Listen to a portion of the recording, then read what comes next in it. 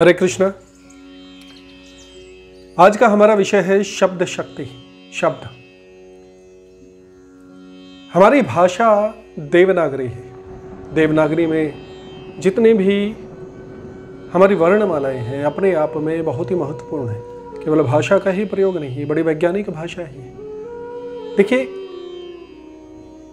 देवनागरी का प्रत्येक शब्द, चाहे वो स्वर हो या व्यंजन हो, प्रत्येक शब्द एक बीज मंत्र है। बीज मंत्र क्या होता है कि जितने भी हमारे बड़े मंत्र होते हैं, जैसे गायत्री मंत्र हो गया, महामृत्युंजय मंत्र हो गया, इसी प्रकार के अन्य देवी स्तोत्रम हो गया या गणेश संकट नाशक स्तोत्रम हो गया, जितने भी हमारे श्लोक हैं या जितने भी हमारे मंत्र हैं, उन मंत्रों का उपमंत्र यानी बीज मंत्र, जहाँ से वो मंत्र अंकुरित होते हैं, उसको हम बीज मंत्र कहते हैं। उन बीज मंत्रों में भी उतनी ही शक्तियां, उतने ही गुण होते हैं जितने गुण पूर्ण मंत्र में होते हैं, यानी बड़े मंत्र में होते हैं। उदाहरण स्वरूप में मैं ओमकार को लेता हूं। ओम। ओम अपने आप में एक संपूर्ण मंत्र भी है और बीज मंत्र के रूप में भी गिना गया है, देखा गया। तो कहने का भाव है कि हमारी जितनी भी वर्णमाला में जितने भी स्वर और व्यंजन होते हैं, सबके सब एक बीज मंत्र होते हैं, सबके सब एक बीज मंत्र है। आपको ये बात विचित्र लगेगी, लेकिन सत्यता है। देखिए क्या है, ये एक आध्यात्मिक ध्वनि विज्ञान है। हमारा जो भी सनातन से संबंधित भाषा लगा लीजिए, संस्कृत और हिंदी लगा लीजिए, अपने आप में बहुत ही वैज्ञानिक भी है और बहुत कमाल के शब्द विज्ञान के मंत्रों से ओतप्रोत भी है। अब जब भी कोई शब्द का प्रयोग करते हैं, जब भी कोई शब्द बोलते हैं, तो वो एक ध्वनि के स्वरूप में हमारे पूरे शरीर में विचरण करती है, पूरे शरीर में घूमती है। उसका एक ही अलग ही महत्व हो जाता है। देखिए क्या है कि हमारी जितनी भी इंद्रियां होती हैं या जितनी भी हमारे, चाहे जिह्वा का तालू लगा लीजिए, हमारा कंठ लगा लीजिए, हमारा हृदय लगा लीजिए या नाभि लगा लीजिए, जो शब्द जहां से निकलता है वहां पर एक अलग ही प्रभाव डालता है। ध्यान क्षेत्र में हमारा संपूर्ण शरीर में असंख्य कुंडलिनियां वास करती है। कुंडलिनियों का भाव ये है कि कई योगिक नसें होती हैं जो हमारे पूरे शरीर में विचरण करते हैं। हमारे शरीर में, संपूर्ण शरीर में वैसे कहते हैं कि लगभग 7 चक्र होते हैं, लेकिन और गूढ़ता से जाएं तो 112 से 114 के आसपास हमारे शरीर में चक्र होते हैं। उसके विषय में गूढ़ रूप से तो हम ध्यान के भाव से अगर पहुंचना चाहें तो कई वर्ष लग जाते हैं, लेकिन मंत्र और शब्दों के प्रभाव से प्रत्येक चक्र पे हम पहुंच जाते हैं। आप कोई भी शब्द, आप कोई भी वाक्य जब बोलते हैं या कोई भी मंत्र जब बोलते हैं, तो उसका प्रभाव आपके किसी न किसी चक्र पर, आपके किसी न किसी भाव में, शरीर के किसी न किसी केंद्र पर अवश्य पड़ता है। हमारी योगी के नाड़ियों पे अवश्य पड़ता है। वो शब्द किसी न किसी योगी के नाड़ी पर, किसी न किसी भाव में या किसी न किसी योगी की क्रिया के किसी केंद्र पर अवश्य पहुंचता है और वहां पर कंपन पैदा करता है। और वही वो कंपन होता है जो हमारे आध्यात्मिक क्रिया की ओर, हमारी आध्यात्मिक यात्रा की ओर हमें आगे बढ़ाता है।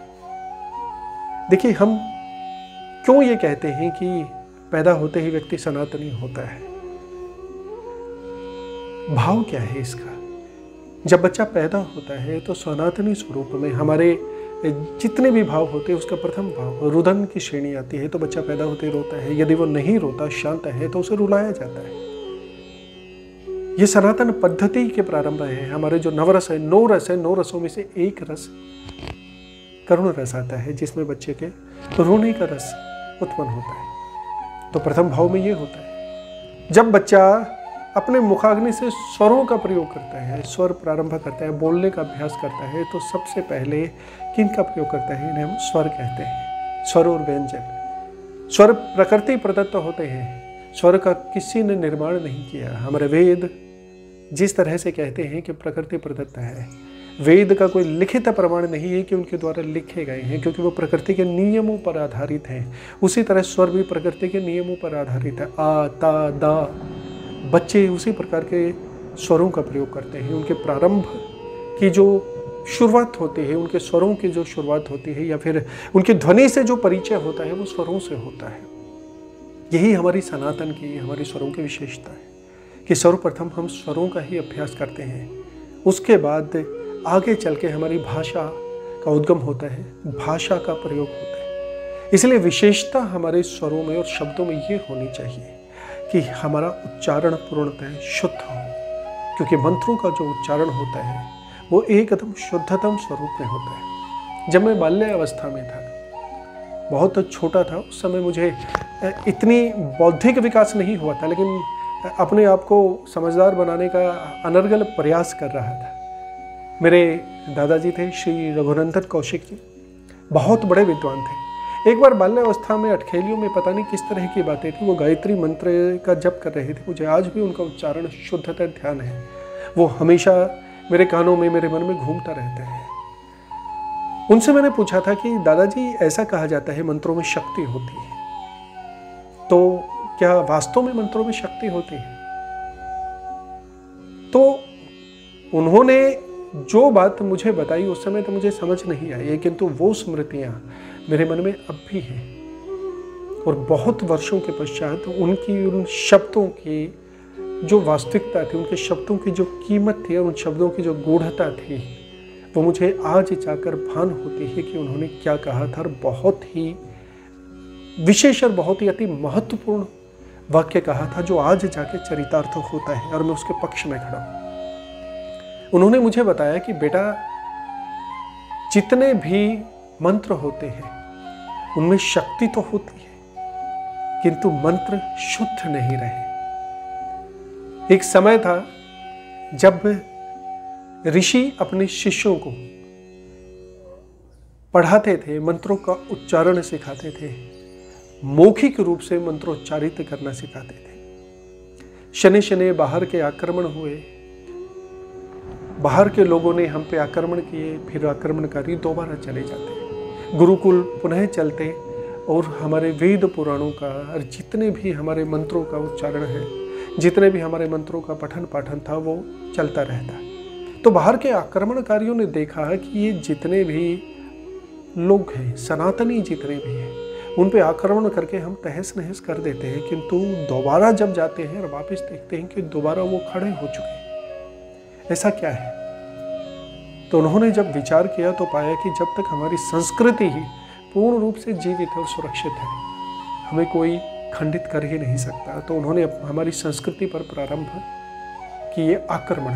नालंदा विश्वविद्यालय उसका ताज़ा तरीन उदाहरण लगा। ताज़ा तरीन का मतलब है कि वो उदाहरण हम हमेशा ही प्रयोग करते हैं।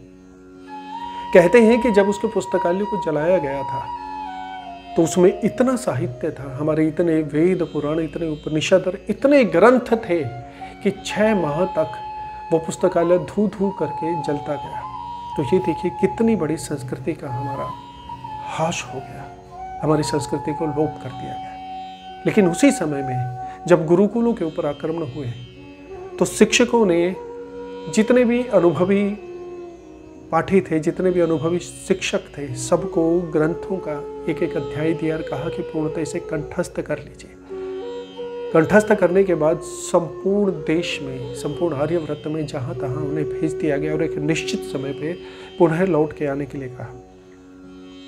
उन्होंने ऐसा ही किया। जब आक्रमणकारी युद्ध करके वापस चले गए तो पुनः वापस आए और उन्होंने अपनी स्थितियों में लिखा।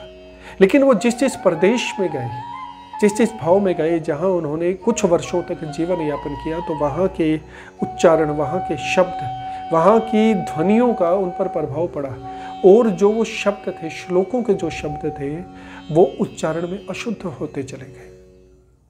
और हमारे पास अधिकतर जो साहित्य हमारा अब है, कहीं न कहीं अशुद्ध स्वरूप में है। तो उनका ये मत कि हमारे श्लोक शक्ति संपन्न तो हैं किंतु शुद्ध नहीं है, ये भाव था। इसलिए जितने भी हमारे पास अभी हमारे भाषा में जितने भी प्रभाव शेष हैं, तो हमें प्रयास करना चाहिए कि इसको शुद्धतम स्वरूप में बोलें, क्योंकि मंत्रों का प्रभाव तभी अधिक सार्थक होता है जब उसका उच्चारण शुद्ध हो। और मैंने बताया ना कि हमारे शब्द तो सूक्ष्म मंत्र के स्वरूप में है, बीज मंत्र है। बीज मंत्र जैसे कि बीज के भीतर संपूर्ण वृक्ष छुपा होता है, उसी प्रकार एक बीज मंत्र के भीतर संपूर्ण मंत्र का सार छुपा होता है और शक्ति छुपी होती है। तो जब भी आप अपनी भाषा का प्रयोग करो या शब्दों का प्रयोग करो तो उसको इतना शुद्ध उच्चारित करके बोलो कि वो पूर्ण रूप से अपना प्रभाव दिखाए, आपकी किसी न किसी नाड़ी के भीतर जाकर, किसी न किसी योग नाड़ी के भीतर जाकर, किसी चक्र के भीतर जाकर अपना पूर्ण प्रभाव दिखाए और आपको शनि शनि शनि शनि आध्यात्मिक बना दे। हमारा पूर्ण विज्ञान, हमारा पूर्ण शब्द भाव ध्वनि विज्ञान से संबंधित है, श्वास से संबंधित है कि किस शब्द का प्रयोग करते हुए हमें श्वास का कितना प्रयोग करना है, किस शब्द का, किस वाक्य का प्रयोग करते हुए हमें ध्वनि का कितना प्रयोग करना है। ये सारी चीज़ें इसमें निहित है। गर्व होता है हमें अपनी देवनागरी भाषा पे, गर्व होता है हमें अपने सनातनी होने पे। साथ जुड़े रहे अध्यात्म में। हरे कृष्ण।